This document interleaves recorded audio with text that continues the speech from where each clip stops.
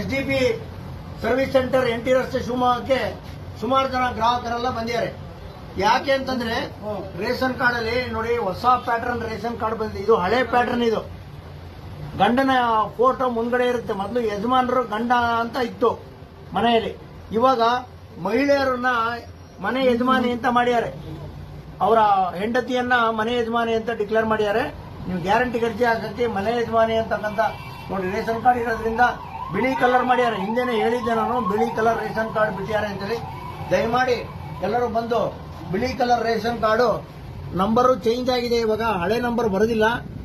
25 ಇಂದ ಶುರುವಾಗುತ್ತೆ, ಇಲ್ಲ 240 ಇಂದ ಶುರುವಾಗುತ್ತೆ. ದಯಮಾಡಿ ತಾವೆಲ್ಲರೂ SDP ಸರ್ವಿಸ್ ಸೆಂಟರ್ಗೆ ಬಂದು ಹೊಸ ರೇಷನ್ ಕಾರ್ಡ್ ಅನ್ನು ತಗೊಂಡು ನಾಳೆ ಗ್ಯಾರಂಟಿಗೆ ಅರ್ಜಿ ಹಾಕೋದಕ್ಕೆ ನಿಮ್ಗೆ ಅನುಕೂಲ ಆಗುತ್ತೆ. ಸರ್ಕಾರದಲ್ಲಿ ಎಲ್ಲ ಮಾಹಿತಿನೂ ಇದೆ. ಎಲ್ಲ ಮಾಹಿತಿನೂ ಇರೋದ್ರಿಂದ ನಿಮ್ ಡೇಟಾಬೇಸ್ ಅಲ್ಲಿ